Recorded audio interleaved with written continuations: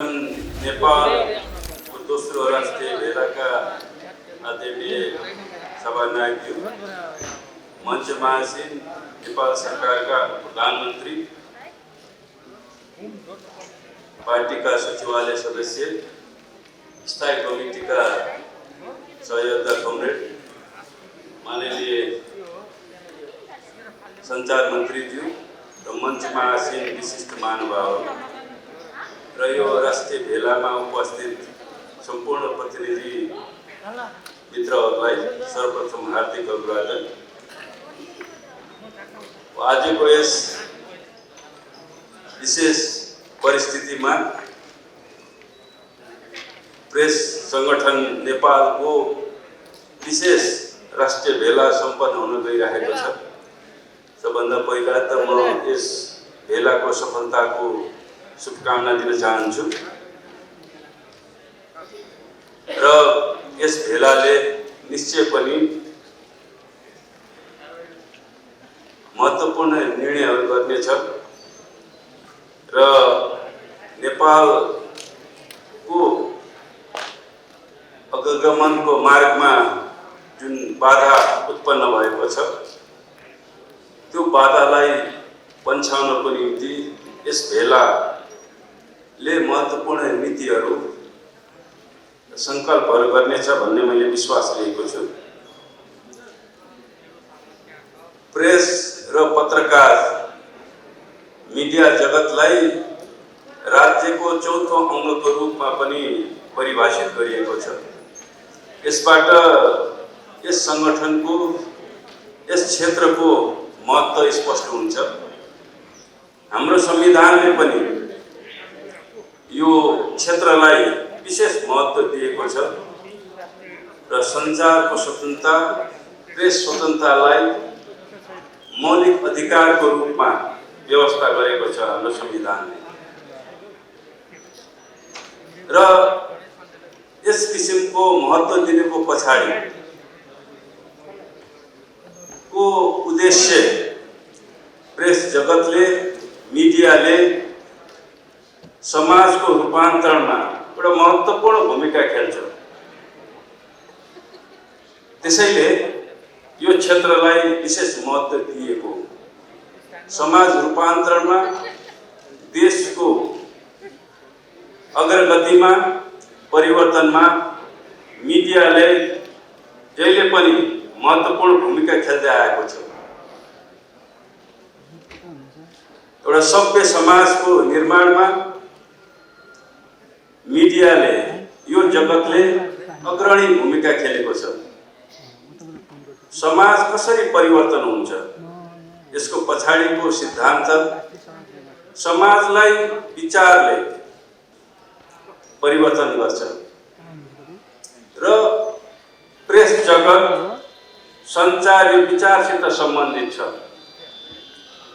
यो जगत कसरी परिवर्तन हुन्छ, यो जीवन कसरी परिवर्तन हुन्छ, सभ्य समाजको निर्माण कसरी हुन्छ, त्यो चेतनाले, त्यो विचारले, नीतिले, सूचनाहरूले समाजलाई, यो देशलाई, जीवनलाई चाहिँ परिवर्तन गरेको हुन्छ र चेतना र समाजको, भौतिक जगतको अन्तर सम्बन्ध हुन्छ र जति पनि परिवर्तन भएका छन् चेतनाको बलमा, विचारको हस्तक्षेपद्वारा नै यो समाजको रूपान्तरण हुने गरेको छ।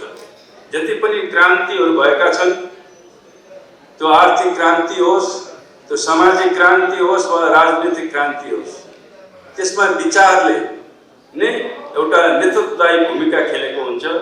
विचारको हस्तक्षेपद्वारा नै समाजमा परिवर्तन हुने गर्दछ। त्यसकारणले हामीले प्रेस स्वतन्त्रतालाई महत्त्व दिनुको पछाडि जीवन र जगतमा यसको परिवर्तनकामी भूमिका हुने भएको हुनाले हामीले प्रेस स्वतन्त्रतालाई चाहिँ महत्त्व दिएका हौँ। यो सञ्चार जगतलाई विशेष महत्त्व दिएका हौँ। आज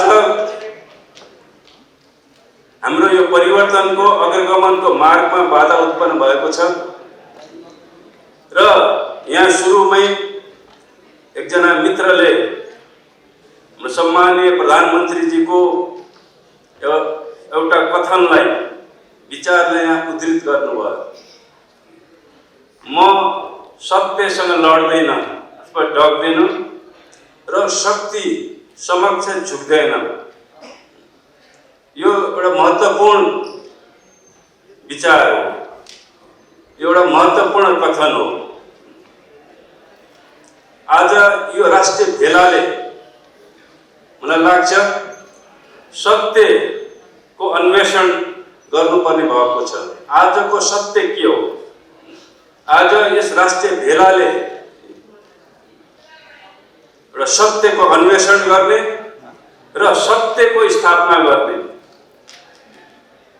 आज यो राष्ट्रिय भेलाले असत्य अथवा भनौँ शक्ति, जहाँ यो शक्ति भनेको असत्यको रूपमा यहाँ ग्रहण गरिएको छ, त्यसको अगाडि नझुक्ने, असत्यको त्यो नकारात्मक शक्तिको त्यो प्रवृत्तिको चाहिँ पर्दाफास गर्ने चाहिँ यो राष्ट्रिय भेलाले मलाई लाग्छ यो दुईटा कुराहरू गर्न जरुरी छ।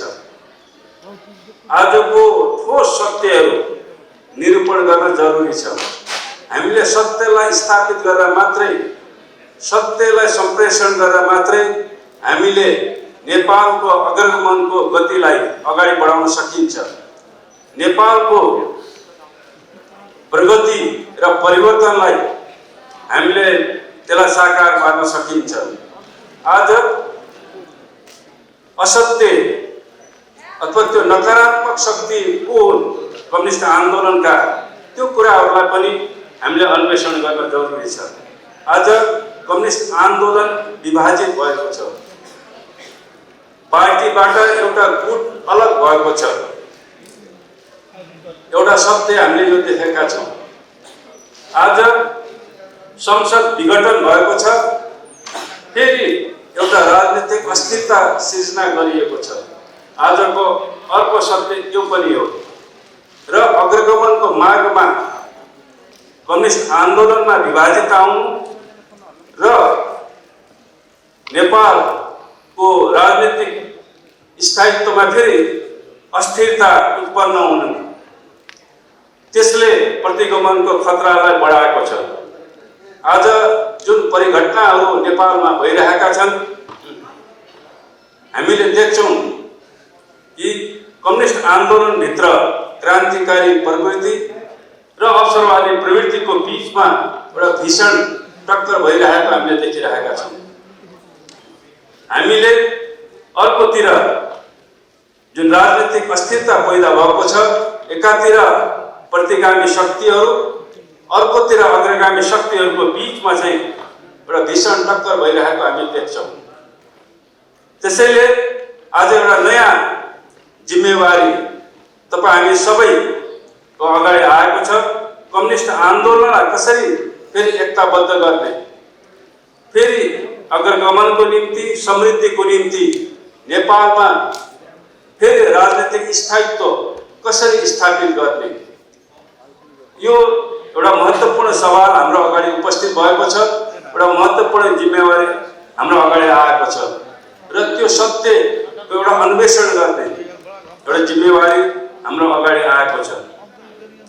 हाम्रो पार्टीले, नेपाल सरकारले अग्रगमनको प्रक्रिया अगाडि बढाउनको निम्ति फेरि नेपालमा राजनीतिक स्थायित्व कायम गर्नको निम्ति फेरि कम्युनिस्ट आन्दोलनलाई एकीकृत गर्ने र यो अग्रगमनको नेतृत्वलाई फेरि पुनर्सङ्गठित गर्ने एउटा नयाँ जिम्मेवारी अहिले लिएको छ र यो जिम्मेवारीलाई अब जनताको बीचमा गएर र नयाँ संसदको स्थापना गरेर हामीले अग्रगमनको प्रक्रियालाई अगाडि बढाउन सकिन्छ। हामीले फेरि राजनीतिक स्थायित्व चाहिँ स्थापित गर्न सकिन्छ। जनताको बीचमा गएर हामीले फेरि विभाजित कम्युनिस्ट आन्दोलनलाई एकीकृत गर्न सकिन्छ र कम्युनिस्ट आन्दोलनको अवसरवादी प्रवृत्तिलाई चाहिँ हामीले किनारा लगाउन सकिन्छ। एउटा ठुलो एउटा शुद्धिकरण अभियान जनताको बीचमा गएर हामी गर्न सकिन्छ। त्यसकारणले पार्टीले नयाँ संसदको स्थापना र पुरानो संसदको विघटनको लाइन लिएको छ। नयाँ संसदले नै अग्रगमनको दिशातिर लैजान्छ। पुरानो संसदको पुनर्स्थापनाले प्रतिगमनको दिशातिर अगाडि बढाउँछ। त्यसकारणले पुरानो संसदको चाहिँ पुनर्स्थापनामा त्यो पश्चगामी कदम हो भने नयाँ संसदको गठन यो अग्रगामी कदम हो र पार्टीले सरकारले नयाँ संसदको स्थापना गर्ने एउटा ऐतिहासिक निर्णय लिएको छ। एउटा साहसिक राजनीतिक कदम उठाएको छ। आजको सत्य यही हो। हामी यो सत्यको पक्षमा उभिने र संसदको पुरानो संसदको पुनर्स्थापना त्यो असत्य हो, त्यो सही, त्यो गलत कदम हो, त्यो गलत नीति हो चाहिँ त्यसले प्रतिगमनको दिशातिर लैजान्छ र नयाँ संसदको स्थापनाले हामीलाई अग्रगमनको दिशातिर, स्थायित्वको दिशातिर र कम्युनिस्ट आन्दोलनको पुनः एकीकरणको दिशातिर लैजान्छ। त्यसका हामीले यो सत्यको अन्वेषण गर्ने, यो सत्यलाई स्थापित गर्ने नि आजको यो राष्ट्रिय भेलाको एउटा महत्त्वपूर्ण चाहिँ निर्णय हुनुपर्छ भन्ने लाग्छ। त्यसकारणले नेपाल यो प्रेस संगठन यो एउटा अन्वेषण केन्द्र पनि हो। सत्यको अन्वेषण गर्ने र त्यो सत्यलाई स्थापित गर्ने, त्यो सत्यलाई जनतासम्म सम्प्रेषण गर्ने र जनतालाई आन्दोलित गर्ने, जनतालाई चाहिँ पथ प्रदर्शन गर्ने। आजको चाहिँ ठोस सत्य भनेको नयाँ संसदको स्थापना हो। आज हाम्रो यो सञ्चार जगतले, प्रेस संगठनले यो सत्यलाई जनतासम्म पुर्याउने, यो सत्यको पक्षमा उभिने र संसद पुनर्स्थापना यो असत्य हो, एउटा नकारात्मक शक्ति हो। यसको पर्दाफास गर्ने, यसको अगाडि नझुक्ने यो एउटा शपथ, यो सङ्कल्प यो राष्ट्रिय भेलाले गर्न जरुरी छ। पक्कै पनि यो राष्ट्रिय भेलाले यो सङ्कल्प लिनेछ भन्ने मैले विश्वास लिएको छु र अन्तिममा म यो दोस्रो राष्ट्रिय भेलाको सफलताको शुभकामना व्यक्त गर्दै र यो प्रेस संगठनको मार्फतबाट यसका श्रमजीवी पत्रकारलाई यो अधिवेशन, यो भेला मार्फतबाट यसले एकताबद्ध गर्नेछ र आगामी आन्दोलनमा, मध्यावधि निर्वाचनमा यो एउटा नेपालको इतिहासमा फेरि एउटा नयाँ आन्दोलन, एउटा नयाँ अभियान हुनेछ र यो अभियानमा यहाँहरूले महत्त्वपूर्ण भूमिका खेल्नुहुनेछ र जनतालाई पथ प्रदर्शन गर्नुहुनेछ भन्ने शुभकामना सहित म बिदा हुन्छु। धन्यवाद।